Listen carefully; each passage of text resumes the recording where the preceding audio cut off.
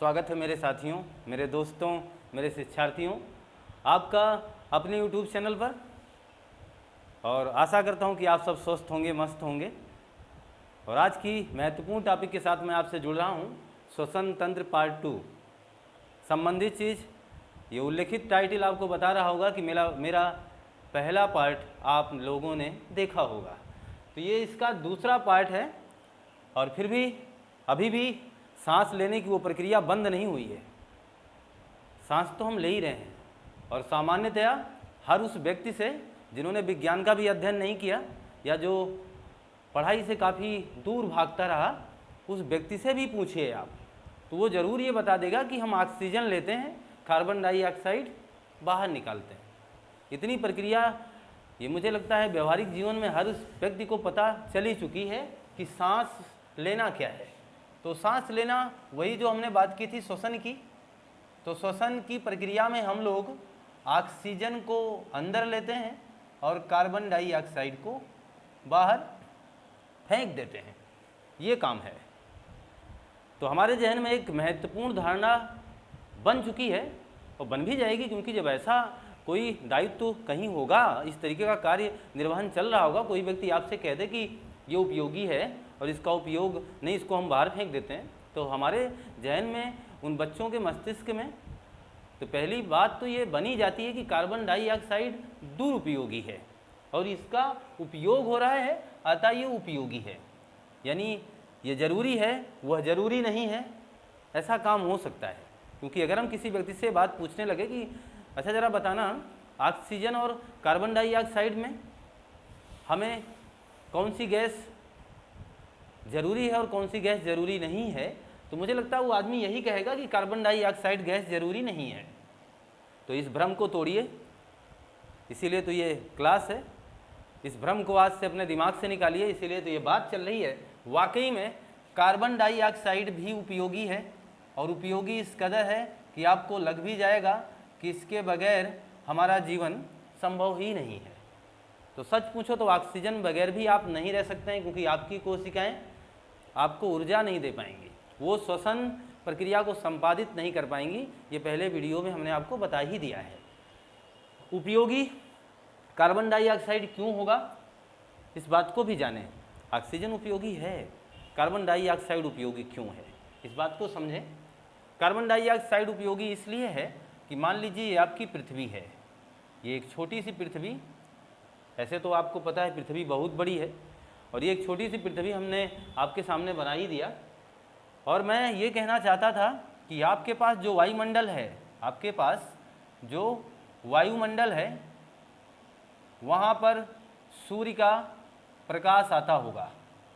यहाँ तक तो कोई डाउट नहीं है किसी भी व्यक्ति को, क्योंकि वो सूर्य के प्रकाश को देख ही रहा है, महसूस कर ही रहा है, क्योंकि वो जन्म से जब से आया है इस धरातल पर, अपने आप को इस महान धरती में संयोजित करने के लिए, यहाँ के तमाम कार्यों को संपादित करने के लिए ही तो आपका जन्म हुआ है। बेहतर है बने रहें और जन्मदिन भी मनाते हैं। तो सूर्य प्रकाश ये आपने देखा है, वैसे तो प्रकाश कोई देखेगा है नहीं, महसूस करने वाली बात है, क्योंकि यहाँ भाववाचक संज्ञा होती है। सूर्य का जो प्रकाश है वाकई में आपके धरातल पर आएगा, लेकिन जब रात्रि होगी तो क्या सूर्य का प्रकाश तब भी रहेगा आपके साथ? नहीं ना। तो एक बात मान के चलना कि आपको ऊष्मा की आवश्यकता रात्रि में भी है। और अगर ये कार्बन डाइऑक्साइड ना होता तो सूर्य के प्रकाश को रोकता कौन? जो आप ग्लोबल वार्मिंग पढ़ते हैं, वैश्विक तापन, जो बहुत बड़ा मसला है पर्यावरण का, जो बहुत बढ़िया कारण है इस पर्यावरण को खराब करने का, जो कार्बन डाइऑक्साइड जिसका स्तर लगातार बढ़ रहा है, वो जो स्तर है, अगर ये निरंतर इसी प्रक्रिया से बढ़ता रहा तो आगे भविष्य खतरे में है। हमारा ही नहीं, पूरे धरती का भविष्य खतरे में है, पूरे विश्व का भविष्य खतरे में है, क्योंकि ग्लोबल वार्मिंग हो जाएगी। अर्थात समझिएगा, जब सूर्य पर प्रकाश की किरणें, सूर्य के प्रकाश की किरणें जब धरातल पर आ जाएंगी, इसके बाद ये धीरे धीरे वापस परावर्तित होकर के जाने लगेंगे। परंतु कार्बन डाइऑक्साइड अवरोध उत्पन्न कर देगा, कहेगा नहीं नहीं इतनी जल्दी भी क्या है, ठहरिए, थोड़ा सा रुक जाइए, अभी अभी तो आए हैं, जाइएगा आराम से। तो कार्बन डाइऑक्साइड का घना आवरण इसे रोकने का प्रयास करता है, और जब यहाँ मान के चलिए कार्बन डाइऑक्साइड है, और जब ये सूर्य की प्रकाश किरणें लौटना शुरू करेंगी तो ये कार्बन डाइऑक्साइड इनको अवरोध बन करके इनके मार्ग में खड़ा हो जाएगा और इन्हें जाने से रोकेगा। लेकिन हैं तो प्रकाश, रुकेंगे नहीं, परंतु ज़्यादा समय तक रोक सकता है, अर्थात धीरे धीरे जाने देगा। तो ऐसा करने की वजह से आपके रात्रि में भी टेम्परेचर आप देखते होंगे 18-20 बना ही रहता है, बना रहता है भाई। ठंडी के दिन में थोड़ा सा और डाउन होता है, लेकिन गर्मियों में तो लगभग इतना तो बना ही रहता है। और मान के चलें, मैं अगर यहाँ से इस पूरे तापमान को बदलना चाहूँ तो कार्बन डाइऑक्साइड को ही हटा दूँ। अगर कार्बन डाइऑक्साइड हट जाए तो क्या होगा? होगा ये कि सूर्य की जो किरणें आई थी वो वापस चली जाएंगी, और जब रात्रि होगी और आप शाम को सोने जाएंगे तो सुबह आप बर्फ़ की तरह बने रहेंगे। इसका मतलब मौत निश्चित है, आपको बचाया नहीं जा सकता, ये जीवन चलाया नहीं जा सकता है। इस अभिप्राय को आप समझ चुके होंगे। इसीलिए कार्बन डाइऑक्साइड उपयोगी है, और इसी का जो स्तर अब बढ़ रहा है कार्बन डाइऑक्साइड का, दुनिया का सबसे ज़्यादा कार्बन डाइऑक्साइड उत्पादन करने वाला देश चीन है, जो अकेले 30% कार्बन डाइऑक्साइड का उत्पादन कर रहा है। तो जितना ज़्यादा विकास करोगे उतना ज़्यादा हानि भी पीछे छुपी हुई है, वो पर्यावरण को लेकर के है। बहरहाल आदमी है, इस बारे में बहुत कुछ सोचना समझना नहीं, उसे बस विकास करना है, वो कर ही रहा है। और अगर कार्बन डाइऑक्साइड का स्तर बढ़ जाएगा, आप समझ रहे हैं कि सूर्य की प्रकाश की किरणें धरातल से बहुत तेज़ी से वापस नहीं जा पाएंगी। इसका मतलब वातावरण और गर्म हो जाएगा, जैसे आजकल हम लोग बर्दाश्त कर रहे हैं। तो ठीक है, ये समझ गए, और इतना ज़रूर जान गए हैं कि उपयोगी क्यों है। उपयोगी है यानी जाना नहीं चाहिए, बस इतना है कि एक निश्चित मात्रा ही उपयोगी है, बहुत ही ज़्यादा मात्रा हो जाएगी तो समस्या है। हम यहीं बने रहेंगे, इसी टॉपिक पर बने रहेंगे, उसी कार्बन डाइऑक्साइड की बात चलती रहेगी। ध्यान दीजिएगा, तो हम लोग बात कर रहे हैं कौन सी गैस की? कार्बन डाइऑक्साइड की। तो जो कार्बन डाइऑक्साइड है, अगर इसकी मात्रा आपके शरीर में बढ़ जाए, ये बात मैं करने वाला हूँ, तो पॉइंट नंबर 1 बनाइएगा, आज के क्लास का पहला स्टार लगाइएगा। और आप ये बात मान के चलें, आज की जो क्लास है उसका पहला स्टार है अगर हम कार्बन डाइऑक्साइड की मात्रा को बढ़ा देते हैं। और जब हम कार्बन डाइऑक्साइड की मात्रा को बढ़ा देंगे, इसमें इसकी मात्रा बढ़ जाएगी। देखना, कार्बन डाइऑक्साइड की मात्रा बढ़ने पर क्या हो जाएगा, ये पहला पॉइंट है। और अच्छे ढंग से समझिएगा, क्योंकि समझी हुई चीज़ें आपके साथ हमेशा रहेंगी, फिर इसे याद करने की आवश्यकता मेरे हिसाब से नहीं है। और ये आपको भी पता है, ये 100% सही है। क्लियर है ना बात? तो कार्बन डाइऑक्साइड की मात्रा बढ़ा दीजिए, बढ़ाने का मतलब बढ़ जाए। और आप ये सोचेंगे सर होती कितनी है, बढ़ कब जाएगी?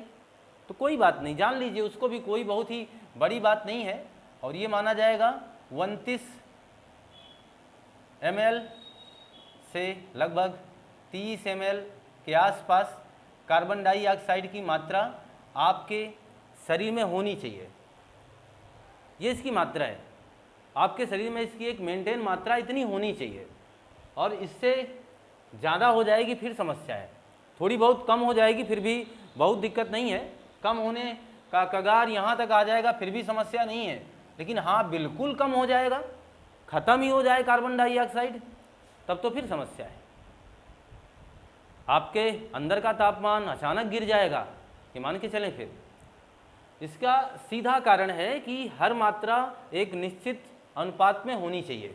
तो ठीक है, कोई बात नहीं। अब हम यहाँ समझेंगे कार्बन डाइऑक्साइड की मात्रा बढ़ने पर क्या होगा। अगर कार्बन डाइऑक्साइड की मात्रा बढ़ जाएगी तो रक्त का पीएच मान कम हो जाएगा। बात समझिएगा, रक्त का पीएच मान कम हो जाएगा।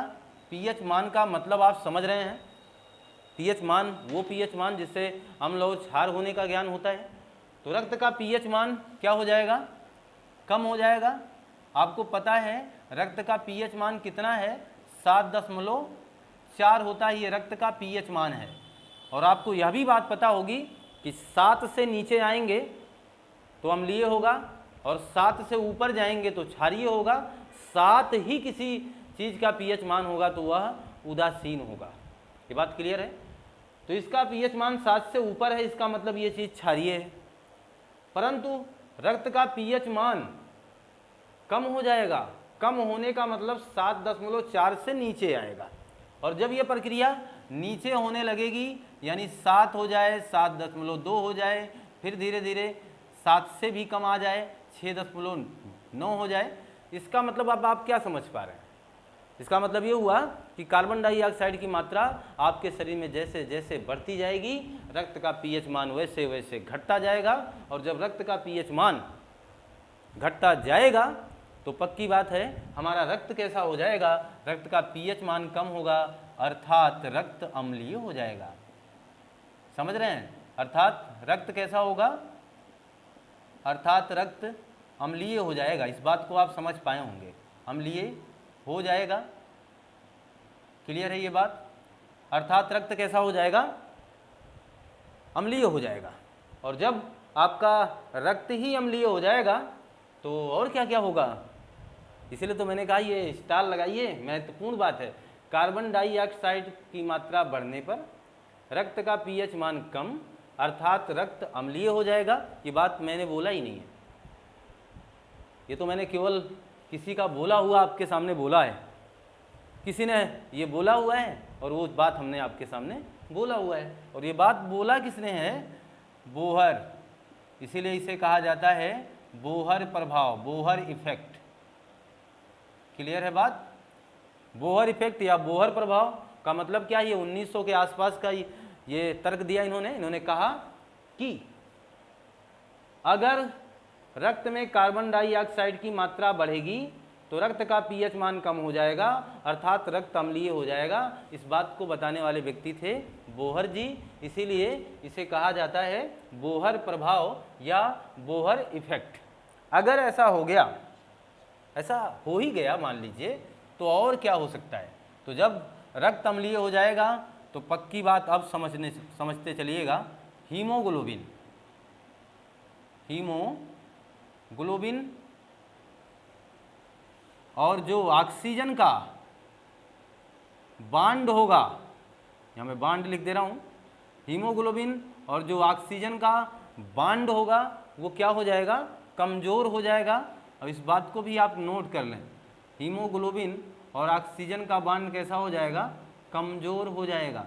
ये पूछा जा सकता है आपसे कि अगर रक्त का पीएच मान यानी रक्त अम्लीय हो जाए तो फर्क क्या पड़ेगा? हीमोग्लोबिन और ऑक्सीजन की दोस्ती में दरार आ जाएगी। जो ऑक्सीजन है और जो हीमोग्लोबिन का प्रेम है वो खत्म होने लगेगा।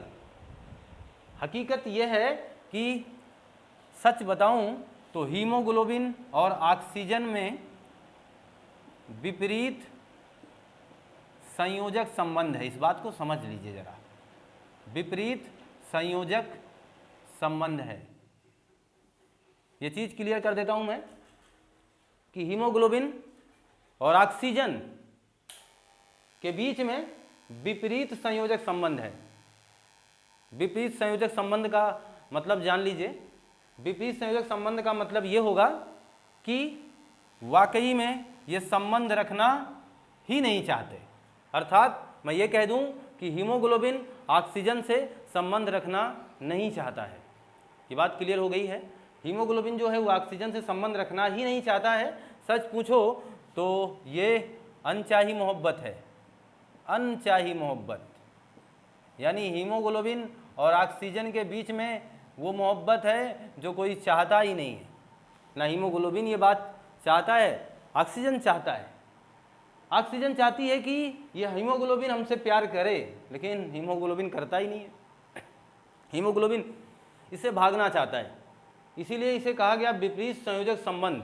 अच्छा जरा समझना, जहां आप सफल होने वाले ही ना हो, यानी सारे लोग ये बात मान के बैठे हों कि ये काम आपसे नहीं होगा, और अगर वह काम भी आप कर ले गए तो फिर वो आपका सबसे बड़ा काम होगा कि नहीं होगा? होगा ना? क्लियर है बात? अर्थात ये बात आप समझ गए होंगे कि जो काम हमसे पूरी दुनिया ये मान चुकी होती है, अपेक्षा कर चुकी होती है, इससे इस व्यक्ति से ऐसा नहीं हो सकता, और आप ऐसा कर गए तो आपका वो सबसे बड़ा काम होगा कि नहीं होगा? होगा ना। तो कभी भी अगर ये पूछा जाए कि हीमोग्लोबिन का सबसे बड़ा कार्य क्या है, हीमोग्लोबिन का सबसे बड़ा कार्य क्या है, तो सबसे बड़ा कार्य यही है, सबसे बड़ा कार्य इसका तो यही है कि ऑक्सीजन के साथ इसका नाता रिश्ता रह ही नहीं सकता है, यानी एक दूसरे के प्रेमी है ही नहीं, फिर भी उनसे संबंध है। तो बता दीजिएगा हीमोग्लोबिन का सबसे बड़ा कार्य ये है, ये जो हमने लिखा है विपरीत संयोजक संबंध, ये स्थापित कर पाए हैं, इसीलिए इनका सबसे बड़ा कार्य यही है। दूसरा महत्वपूर्ण कार्य आपको हम बता ही चुके हैं, ऑक्सीजन का कार्बन डाइऑक्साइड का हीमोग्लोबिन परिवहन करता है, ये बात हम बोल चुके हैं। तो हमने कहा अनचाही मोहब्बत है हीमोग्लोबिन और ऑक्सीजन में, अर्थात इनका एक रिश्ता है, ये बने रहेंगे, लेकिन जैसे ही रक्त हमारा अम्लीय होना शुरू हुआ, इनके रिश्ते में दरार आना शुरू हो गया। अर्थात जैसे ही ये चुंगलखोर इस रिश्ते के अंदर दखल लेगा, यानी अपनी मात्रा बढ़ाना शुरू करेगा, जैसे ही इनके आसपास जाकर के तमाम इनके रिश्तेदारों को सूचना देगा कि भैया ऐसा है कि आपका जो हीमोग्लोबिन है वो आपकी बुराई करता है, ऑक्सीजन को लगेगा कि सच ऐसा हो रहा है, तो ये दूर भागने लगेंगे, यानी इनका बांड कमज़ोर हो जाएगा। और आपको पता है हीमोग्लोबिन ही ऑक्सीजन का परिवहन करता है 97%, और 3% प्लाज्मा के रूप में होता है, यानी प्लाज्मा में घुल करके होता है, ये बात हम बता ही चुके हैं। तो हीमोग्लोबिन ऑक्सीजन के परिवहन का बहुत बड़ा जिम्मा उठा रखा है। समझते चलिएगा पूरी टॉपिक को। हीमोग्लोबिन का एक अणु होगा, हीमोग्लोबिन का एक अणु, ये पूरी बात इसलिए मैं लिख रहा हूँ जिससे आप इस पूरी टॉपिक को अच्छे से समझ पाएँ। हीमोग्लोबिन का एक अणु और इस पर सवारी करता है ऑक्सीजन का 4 अणु। ये बात ध्यान दीजिएगा, ये मैं बताने वाला था। हीमोग्लोबिन के एक अणु से ऑक्सीजन के कितने अणु जुड़े होते हैं? तो हीमोग्लोबिन के एक अणु से ऑक्सीजन के 4 अणु जुड़े होते हैं, जबकि आपको पता है ये जुड़ना कैसे जुड़े हैं, वो उनका अपना कोई मसला नहीं है, बस जुड़े हैं। और जैसे ही ये व्यक्ति ये कार्बन डाइऑक्साइड रक्त के अंदर बढ़ना शुरू हुआ ना, तो इनके रिश्ते दूरी में बदलने शुरू हो जाते हैं। इस बात को आप समझ गए होंगे। तो मैं यही कहना चाहता था, पुनः आप समझिए इस बात को, रक्त का पीएच मान बढ़ा, रक्त होगा अम्लीय, ये प्रभाव है बोहर। और अगर ऐसा हुआ तो हीमोग्लोबिन और ऑक्सीजन का जो रिश्ता है, जो बांड है, वो कमज़ोर होने लगेगा।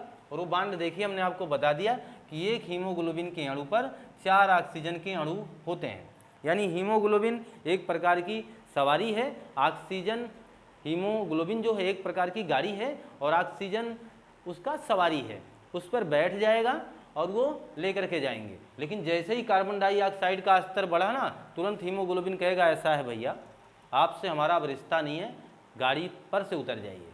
और जब ऐसा हो जाएगा, ऑक्सीजन का लेन देन ही सही से नहीं हो पाएगा आपके शरीर में, तो दिक्कतें तो बढ़ ही जाएंगी। इसको बताने की आवश्यकता नहीं है, इस बात को आप समझ पाएँ। आपको सांस लेने में तमाम प्रकार की चीज़ों में समस्या आ जाएगी, मस्तिष्क विकार हो जाएंगे, क्योंकि आपका मस्तिष्क भी सही से काम नहीं कर पाएगा। 20% ऑक्सीजन तो मस्तिष्क को ही चाहिए, आपके शरीर का 20% ऑक्सीजन तो वही ले जाएगा। जब ऐसा हो जाएगा फिर क्या, कुछ नहीं कर पाओगे, ये समस्या हो जाएगी। तो अनचाही मोहब्बत, ये जो हीमोग्लोबिन और ऑक्सीजन का बता दिया हमने, ये आपको समझ में आ गया होगा। अब हम बात कर लेते हैं एक ऐसी मोहब्बत की जो चाही हुई है। हीमोग्लोबिन की एक और मोहब्बत की दास्तान मैं छेड़ी देता हूँ। हीमोग्लोबिन बहुत प्यार करता है, किससे? हीमोग्लोबिन बहुत प्यार करता है, किससे? हीमोग्लोबिन ना चाहते हुए प्यार करता है, किससे? ऑक्सीजन से। इतना बड़ा खर्चा कौन उठाएगा? ये 4 लोग एक ही अणु पर सवार हो जाते हैं, हीमोग्लोबिन थक जाता होगा, कहता होगा कि अरे हटो। जैसे ही मौका पाया, जब तक रास्ता साफ है, चल रहा है, जैसे ही कार्बन डाइऑक्साइड का स्तर बढ़ा, ये भागना शुरू कर दिया। लेकिन अब देखिए एक चाहने वाली मोहब्बत देखिए, हीमोग्लोबिन अगर कहीं कार्बन मोनोऑक्साइड को पा गया ना, तो इससे ऐसा रिश्ता बनाता है कि इसे जल्दी छोड़ना ही नहीं चाहता। ये बात समझ रहे हैं आप? यानी ऑक्सीजन को छोड़ देगा, लेकिन अगर हीमोग्लोबिन कार्बन मोनोऑक्साइड को पा गया तो इसको छोड़ना ही नहीं चाहता। और इससे वो मोहब्बत है जो मैंने कहा कि चाही मोहब्बत। चाही मोहब्बत यानी वो मोहब्बत जो नष्ट ही नहीं होना चाहती है, हीमोग्लोबिन छोड़ना ही नहीं चाहता। और आपको पता है ये कार्बन मोनोऑक्साइड कहाँ मिलेगा? धुएं में, धुएं में मिलेगा। इसीलिए आपको एक सलाह अपने YouTube चैनल से, सलाह क्या समझ चुके हैं आप, धूम्रपान से बचें। क्योंकि स्मोकिंग करना, वो धूम्रपान करना जो आप लगातार अपने समाज में देख रहे हैं, वो जो धूम्रपान है वाकई में वो हमारे हीमोग्लोबिन के साथ अच्छा रिश्ता बना लेता है। और जब ये अच्छा रिश्ता बना लेगा तो आपके शरीर में ये कार्बन मोनोऑक्साइड काफ़ी समय तक ठहरेगा। भाई जब सवारी वो गाड़ी पे ही बैठ गया और उसी गाड़ी पे बैठ गया जो आपके शरीर का सबसे ज़्यादा दौड़ने वाली गाड़ी है, सबको लाने वाली गाड़ी है, तो हर कोशिका के पास पहुँचेंगे ये फिर। और समस्या फिर आपको है, नुकसान ये पहुँचाएगा, हानिकारक है, ये आपके फेफड़े में भी विकार उत्पन्न कर देता है। तो इसलिए इस समस्या से निजात ही पाना उचित है हम लोगों का। क्लियर है? मैं ये बात मान के चलूँ कि आप समझ पा रहे होंगे हमारी बात को। और अगर ये सारी बातें हो गई, रक्त अम्लीय हो जाएगा, तो पक्की बात है आपको ज़्यादा कुछ नहीं बताना, इतना समझ ही रहे हैं, बदहजमी हो जाएगी। बदहजमी के साथ साथ वो तमाम सांस लेने में समस्या हो, तो पहले ही मैंने बता दिया, बदहजमी, श्वसन तंत्र प्रभावित हो जाएगा, सांस लेने में दिक्कत आएगी अगर ऐसा हो रहा है तो। और अगर ऐसा हो रहा है तो आप ज़रूर अपने डॉक्टर साहब को ये बात दिखाएं और ये चीज़ सूचित करें कि हमारे रक्त में कार्बन डाइऑक्साइड की मात्रा बढ़ रही है। तो पहली सलाह तो हम ही से ले लीजिए कि आप कार्बन डाइऑक्साइड का उपयोग ही कम कर लीजिए। आप ऐसे स्थान से ही अपनी दूरी बना लीजिए जहाँ पर बहुत बड़ी बड़ी फैक्ट्रियाँ लगी हुई हैं। क्योंकि ऐसी जगह रहने से, मान लीजिए ऐसा कोई कमरा हो जिसमें बहुत ही ज़्यादा धुआं हो और आप वहाँ बैठ करके अपनी निद्रा पूरी करना चाहते हैं, तो पक्की बात है कार्बन डाइऑक्साइड का स्तर आपके शरीर में बढ़ेगा। क्योंकि वो कार्बन डाइऑक्साइड उस वातावरण में घुला हुआ है और आप उसी हवा को अपने अंदर प्रवेश देने दे रहे हैं। जहाँ 0.03% जाना था, अब वो 0.04 पॉइंट अंदर जा रहा है। तो इसके लिए तो अंदर जाकर के फिर समस्या होगी, ये पीएच मान बढ़ाएगा और ये जो हमने लिखा हुआ है समस्या हो जाएगी फिर आपको, और इसी समस्या के साथ आपको चलना भी पड़ेगा। क्लियर है बात? तो मैं अब आगे बढ़ता हूँ, ये मान के चलता हूँ कि ये बात आप समझ ही गए होंगे। तो अब दूसरी बात करता हूँ, CO2 की मात्रा। तो ये पहला स्टार था, दूसरा स्टार बना लीजिए। दूसरा स्टार क्या होगा और उस पर चर्चा कर देता हूँ। दूसरा स्टार बस इतना है कि ये जानना बहुत ही ज़रूरी है कि एग्जामिनर प्रश्न कैसे कर लेता है। भाई पता नहीं क्या करता है, हम पढ़ के चले जाते हैं, इसके बाद भी हमारा क्वेश्चन एग्जाम में गलत हो जाता है। इसी गलतियों से तो बचने के लिए क्लासें हैं।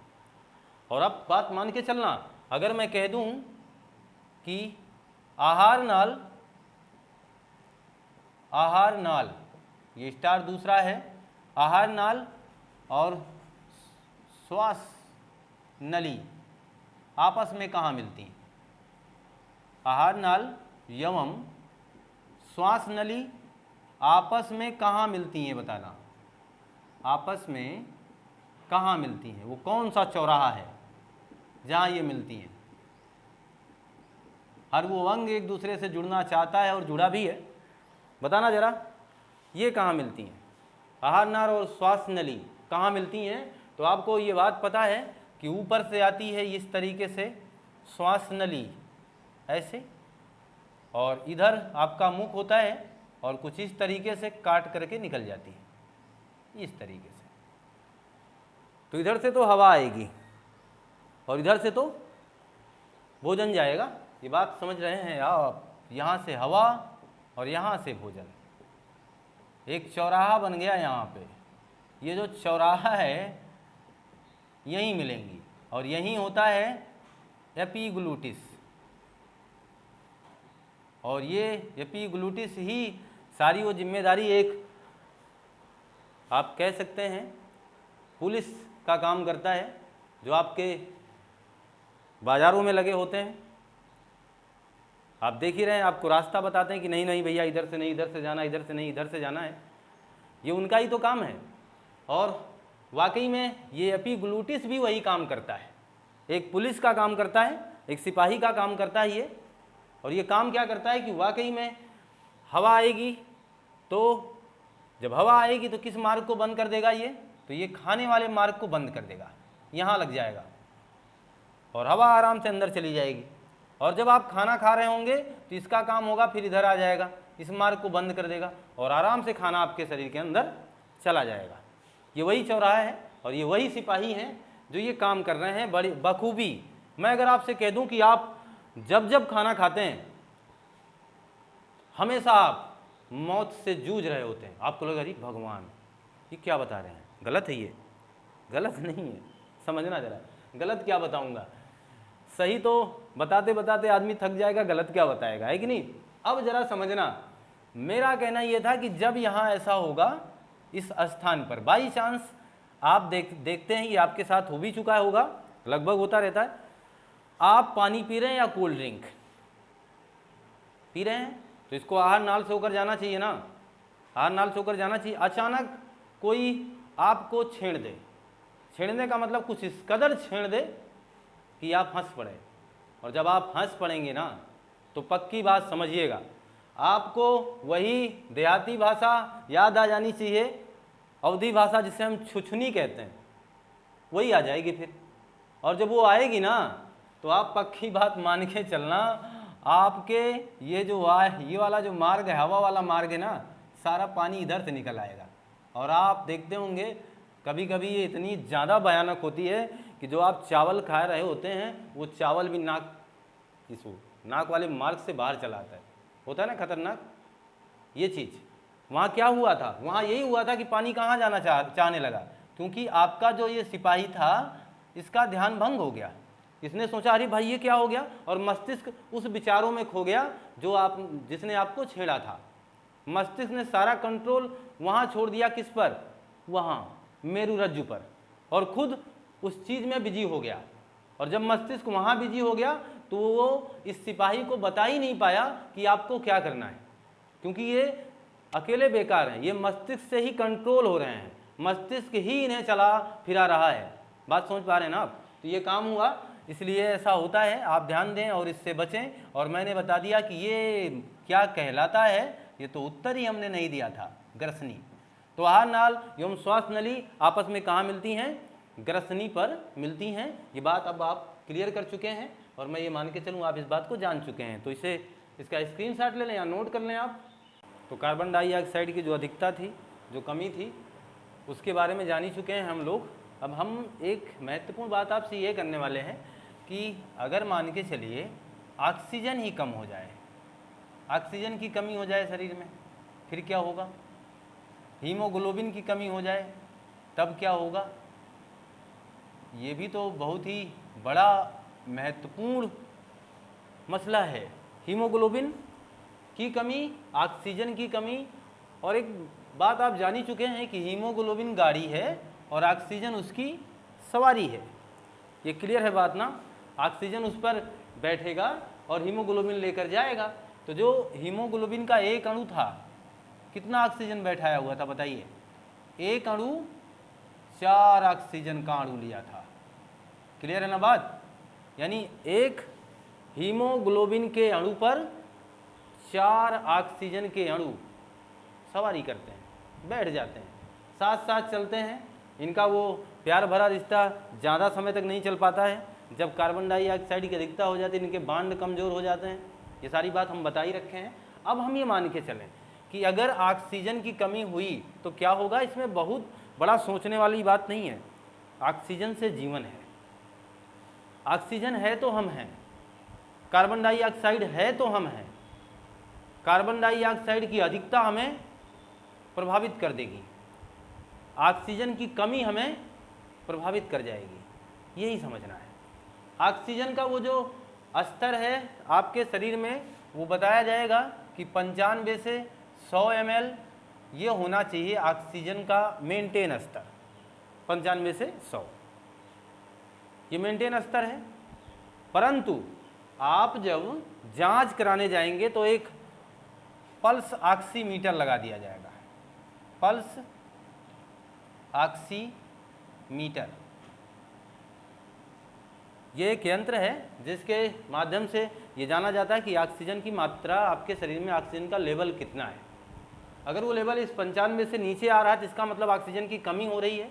और जब ऑक्सीजन की कमी होगी पल्स ऑक्सीमीटर से, तो अभी मान लो हाल फिलहाल जो जांचें हो रही हैं वो हमेशा ऐसा नहीं है कि 100% शुद्ध ही रहे, उनका जो आंकड़ा है ज़रूरी नहीं कि हमेशा शुद्ध आए। एक नई जांच है और नई क्या पुरानी ही है, बहरहाल ये विकसित है, ABG टेस्ट। ये याद रखिएगा, ऐसे पूछा जा सकता है, ABG टेस्ट।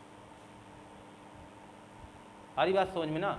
ABG टेस्ट किस में होता है? तो ऑक्सीजन के लेवल को मापने के लिए ABG टेस्ट किया जाता है और ये टेस्ट ये बताएगा कि ऑक्सीजन का लेवल कितना है। और अगर ऑक्सीजन की कमी आपके शरीर के अंदर हो ही जाए तो फिर तो समस्या है, आपका मस्तिष्क सही से काम नहीं करेगा, पहली बात। और मैं बार बार मस्तिष्क की बात क्यों करता हूँ? वो इसलिए क्योंकि 20% ऑक्सीजन वो अकेले उनको चाहिए। जितना आपका शरीर ऑक्सीजन लेता होगा ना, उसका 20% वो अकेले ले जाते हैं। और अभी मैं ये भी बता दूंगा कि आपके रक्त में कितनी ऑक्सीजन की मात्रा कब कब रहेगी, समझना जरा। तो ABG टेस्ट होगा, ऑक्सीजन की कमी निकल आई तो वो तमाम समस्याएं आपको घेर लेंगी। आप ये बार बार सोचेंगे सर समस्या ही बताते हैं, निदान नहीं बताते। निदान भी है, उपाय भी है। आप पीपल के पत्ते खा लीजिए, ऑक्सीजन की मात्रा बढ़ जाएगी। हंसी मजाक की बात नहीं कर रहा हूँ मैं, आप इसे सीरियसली लें, क्योंकि ये मंच है, यहाँ से मैं झूठ बोलना बिल्कुल पसंद नहीं करूँगा। अगर बोलूँगा भी तो मैं उसे मजाकिया लहजे में कह भी दूंगा कि नहीं ये गलत है, लेकिन परंतु ये सही है। अगर आपका ऑक्सीजन लेवल कभी अचानक आपको लगे कि कम हो गया है, ऑक्सीजन लेवल कम हुआ है, आपको जानकारी हो जाए ऑक्सीजन लेवल कम है, तो आप तत्काल प्रभाव से 2 पीपल के शुद्ध साफ पत्ते खा लीजिए, लेवल बढ़ जाएगा। और भी उपाय हमारे पास है। गहरी सांस लीजिए, छोड़िए, गहरी सांस लीजिए, छोड़िए, और नमक में नींबू डाल के पीजिए। आपका ऑक्सीजन लेवल मेंटेन होने लगेगा, ये कन्फर्म है। लेकिन ऐसा नहीं कि इसी से आप ठीक हो जाएंगे, आप डॉक्टर को दिखाइए। जब समस्या ज़्यादा बढ़ जाए तो आपको जाना ही पड़ेगा। कोरोना जो बीमारी अभी हाल फिलहाल के नज़रों में है, आपके सामने है, खतरनाक है, उसका सीधा अटैक फेफड़े पर है और आपके शरीर में ऑक्सीजन की कमी हो ही जाती है, आपको वेंटिलेटर की आवश्यकता पड़ ही जाती है। इसका सीधा कारण वही है, क्योंकि वो अटैक वहीं कर दे रहा है जहां ऑक्सीजन रुकता है, वो सीधा उसी मामले पर ही अटैक कर दे रहा है। जैसे कह सकते हैं वो सीधा इंजन पे ही अटैक कर रहा है, यानी वायु का इंजन फेफड़ा ही तो है, वहीं पहुंच जा रहा है। वो वहाँ ही सारा अवरोध उत्पन्न कर देता है, सारी कोशिकाओं को प्रभावित कर जाता है, इसलिए सारी समस्याएं आपको आ जाती हैं। आपको सांस लेने में दिक्कत आएगी, इसलिए तो आपको वेंटिलेटर की आवश्यकता पड़ जाती है। वहाँ वेंटिलेटर पर आपको रखा जाता है, जिससे आपको कृत्रिम माध्यम से ऑक्सीजन पहुँचाई जाती है। ये बात क्लियर होगी। तो मैं बात यही कर रहा था कि ऑक्सीजन की कमी होने पर क्या होगा, और ऑक्सीजन का टेस्ट, ये कमी जांचने वाली टेस्ट, ये जाँच क्या है, तो ABG टेस्ट, ये आप याद रखिएगा। और अगर हीमोग्लोबिन की कमी हो गई तो आपको पता है, आगे भी पढ़ेंगे आप, रोग आएगा, हम बताएंगे वहाँ पर, एनीमिया। अभी फ़िलहाल इतनी जानकारी इसलिए दे रहा हूँ क्योंकि अभी हम श्वसन तंत्र की बात कर रहे हैं, तो हम ज़्यादातर केवल ऑक्सीजन वाले मसले पर बने रहेंगे। तो एनीमिया हो जाएगा, हीमोग्लोबिन होगा, हीमोग्लोबिन की कमी होगी तो। और हीमोग्लोबिन की जो जाँच होती है, इस बात को भी ध्यान रखिएगा, इसके टेस्ट का नाम है HB टेस्ट। वो HIV वाली बात नहीं कर रहा हूँ, नहीं तो फिर घबरा जाएँ आप। HB टेस्ट किस में होता है? हीमोग्लोबिन में। HIV किस में होता है? एड्स में। HEB किस में होता है? याद रखिएगा, फिर मिलेंगे ये किसी अन्य कक्षा में हम ये प्रश्न करते हुए आपसे। HB टेस्ट हीमोग्लोबिन में, HIV एड्स में, HEB किस में? हेपेटाइटिस में। ये हेपेटाइटिस E वाला मसला है, वहाँ ये जांच होती है, ये एड्स की जांच है। ये HB टेस्ट आपके हीमोग्लोबिन की जांच में कर रहा हूँ, क्लियर है ना। और हीमोग्लोबिन का स्तर कम हुआ, ऑक्सीजन की कमी हुई। एक महत्वपूर्ण बात बता दूं, ऑक्सीजन की कमी हो गई ना तो फिर रोग प्रतिरोधक क्षमता भी प्रभावित हो जाती है। रोग प्रतिरोधक क्षमता यानी आपको रोग जल्दी जल्दी घेर लेगा और आप जल्दी जल्दी पीड़ित होने लगेंगे। बुखार हो जाएगा, कभी जुकाम हो जाएगा, कभी खांसी आने लगी, कभी कुछ बीमारियां, यानी तमाम बीमारियां आपको जल्दी जल्दी लपेटे में अपने लेते रहेंगी। तो आप समझ जाइए कुछ ना कुछ दिक्कत हमारे शरीर के अंदर चल रहा है। इस कदर जल्दी जल्दी कौन बीमार होता है। अगर ऐसा आपके साथ हो रहा है तो आप अपनी जांच कराएं, हम तो यही सलाह देंगे। तो हीमोग्लोबिन की कमी आप जान चुके हैं, ऑक्सीजन की कमी वाली बात भी आपके सामने मैंने रख ही दिया है। अब महत्वपूर्ण बात मैं ये कर लेता हूँ कि इनकी चर्चा इतनी क्यों कर रहा हूँ। इतनी चर्चा इसलिए कर रहा हूँ कि अब आपको बताने वाला हूँ ऑक्सीजन हमारे शरीर में कितना रहता है। अब ध्यान दें, अगर मैं ये कह दूँ कि 1 ग्राम हीमोग्लोबिन में, ये सारे क्वेश्चन इंपॉर्टेंट है, ध्यान रखिएगा। 1 ग्राम हीमोग्लोबिन में, 1 ग्राम हीमोग्लोबिन में ऑक्सीजन की मात्रा कितनी होती है। 1 ग्राम हीमोग्लोबिन में O2 लिख दे रहा हूँ, आप समझ रहे होंगे। O2 की मात्रा कितनी होगी ये लिख रहा हूँ। एक मात्रा 1.34 ml, 1.34 ml। और अगर ये आपको स्पष्ट ना दिख रहा हो तो मैं यहाँ लिख दूँ 1.34 ml मात्रा होती है किसकी, हीमोग्लोबिन में। 1 ग्राम हीमोग्लोबिन में ऑक्सीजन की मात्रा होती है 1.34 ml। अब जरा ध्यान दें, 12 से 17 ग्राम प्रति 1000 ml रक्त, ये समझना जरा। 12 से 17 ग्राम प्रति 1000 ml, यानी 1000 ml रक्त में 12 से 17 ग्राम मात्रा होती है रक्त में हीमोग्लोबिन होता है। ये हीमोग्लोबिन की मात्रा है, हीमोग्लोबिन होती है। हीमोग्लोबिन एक प्रकार की प्रोटीन है, इस बात को ध्यान रखना। ग्लोबिन प्रोटीन है, हीम एक रंजक है। अब समझें, वो रक्त के चैप्टर में वो सारी बात क्लियर होगी। 12 से 17 ग्राम प्रति 1000 ml रक्त में हीमोग्लोबिन की मात्रा होती है, ये बात क्लियर है। और अब हम अगर कह दें कि हमारे रक्त में कितनी ऑक्सीजन की मात्रा होगी, अब देखिए उसका उत्तर भी यहीं से आप निकाल सकते हैं। अगर मैं ये बात करूं कि 1 मिनट में, कई प्रश्न का उत्तर समझ सकते हैं आप, 1 मिनट में रक्त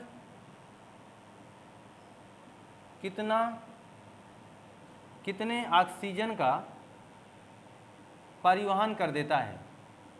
रक्त अगर ना लिखा होता तो हीमोग्लोबिन लिखा होता, कर देता है। और हीमोग्लोबिन भी ना लिखा होता तो फिर क्या लिखा होता है, ये जानेंगे। रक्त वाले चैप्टर में लिखा होता आरबीसी। 1 मिनट में रक्त कितने ऑक्सीजन का परिवहन करता है ये जानिए।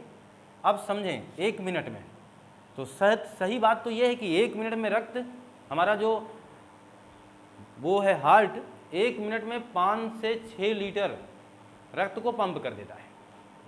और हमारे शरीर में भी 5 से 6 लीटर औसत रक्त की मात्रा भी होती है।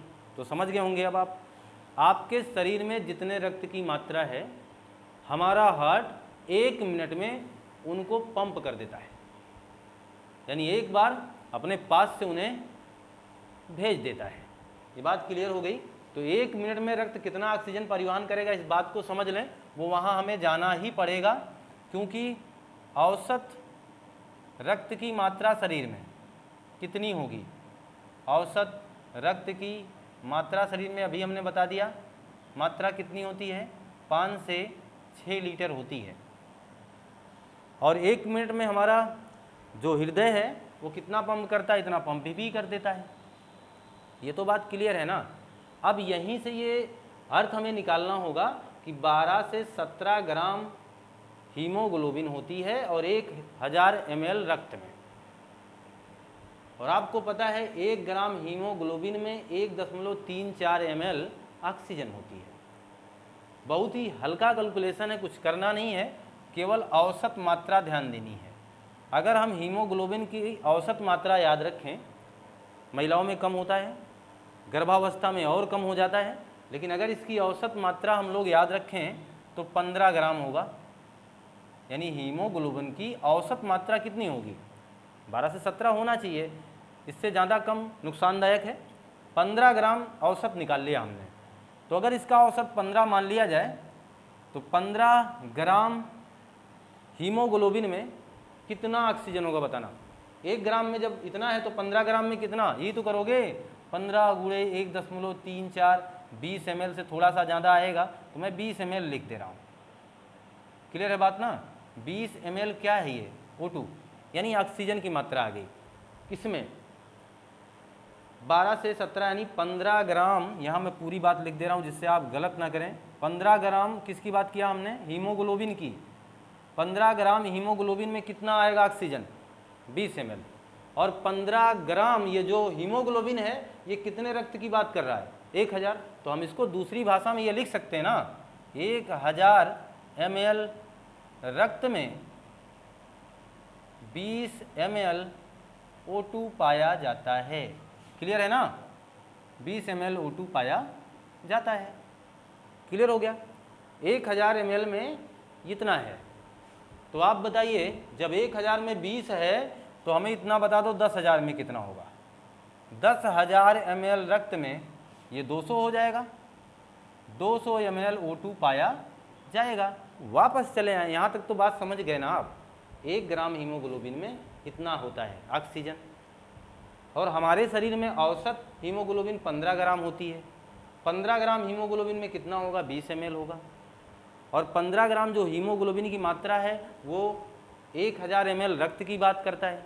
तो 1000 ml में इसका मतलब 20 ml ऑक्सीजन पाई जाएगी, और जब 1000 में 20 ml है तो 10,000 में 200 ml ऑक्सीजन पाई जाएगी, क्योंकि 1000 ml बराबर 1 लीटर होता है।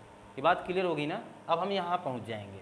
इसका जो औसत हो यानी 5000 हो जाएगा। ये 5000 से 6000 ml रक्त हमारे शरीर का औसत मात्रा है। आपको पता है 1000 में कितना पाया जाता है, 200 ml। तो 5000 में कितना हो जाएगा, 1000 ml O2 हो जाएगा। 1000 ml से 1200 ml O2 की मात्रा यानी ऑक्सीजन की मात्रा एक स्वस्थ मनुष्य के शरीर में रक्त में पाई जाती है। क्लियर है बात ना। अब ये आप स्पष्ट कर पाए होंगे कि आपको करना क्या है। आपको हीमोग्लोबिन का स्तर बढ़ाना है तो भी आप काम कर सकते हैं। आप एलोवेरा का जूस पी सकते हैं, हीमोग्लोबिन बढ़ेगा। और आप अंजीर का सेवन करिए सुबह खाली पेट, तो भी हीमोग्लोबिन बढ़ेगा। हमने ऑक्सीजन बढ़ाने का भी फार्मूला आपको दिया है। बहरहाल आप बहुत ज़्यादा अगर सीरियस होंगे, ज़्यादा समस्याएं होंगी, तो आपको सलाह हमारी यही है कि आप डॉक्टर के पास जाएं। ये तो फिर एक घरेलू नुस्खे हमने आपको बता दिए हैं जिनसे आप थोड़ा बहुत अपने आप को मेंटेन रख सकते हैं। जाहिर सी बात है, मैं ये मान के चलूँ कि आपको अब ये टॉपिक बेहतर ढंग से समझ में आ ही चुकी होगी। कोई दिक्कत मेरे हिसाब से आपको नहीं होना चाहिए कि हीमोग्लोबिन का मात्रा कितनी है, आपको पता चल गया। हमारे रक्त में ऑक्सीजन की मात्रा कितनी है, तो आपको ये बात अब क्लियर पता चल गई है कि 1 लीटर में कितना ऑक्सीजन होगा, 100 ml में कितना ऑक्सीजन होगा, 1000 ml में कितना ऑक्सीजन होगा। ये बात क्लियर हो गई है। तो मैं ये मान के चलता हूँ कि अब आप श्वसन तंत्र से संबंधित उन तमाम प्रश्नों का आसानी से जवाब भी दे ही पाएंगे। क्लियर है बात। और आप ये उजल ही कर दूँ आपके सामने इस बात को।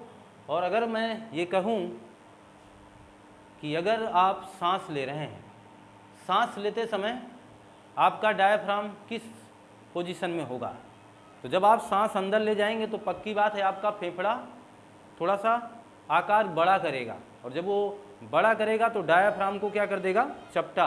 कभी ऐसा क्वेश्चन आ जाए तो बता दीजिएगा कि सांस लेते समय डायफ्राम चपटा हो जाता है और सांस छोड़ते समय डायफ्राम गुंबदाकार हो जाता है। क्लियर है बात। और मैं मान के चलूँ कि अब आपको कोई समस्या यहाँ से नहीं होने वाली है, मुझे इतना पूरा विश्वास हो चुका है। तो अगर ये वीडियो आपको पसंद आया है, ये वीडियो आपको अच्छी लगी है, तो लाइक करिए, शेयर कर दीजिए, और आपसे बहुत रिक्वेस्ट हमारा है सब्सक्राइब ज़्यादा से ज़्यादा करवाएं, कमेंट भी ज़्यादा से ज़्यादा करने का प्रयास करें, जिससे वो तमाम चीज़ें आपकी जो हमसे दूर रह जाती हैं मैं उस बात को जान पाऊँगा कि हाँ हमें और क्या करना चाहिए, क्या बताना चाहिए। तो आप कमेंट करें, लाइक करें, शेयर करें, सब्सक्राइब करें। मिलते हैं आपसे नई कक्षा में। आपका दिन शुभ हो। आपका बहुत बहुत धन्यवाद।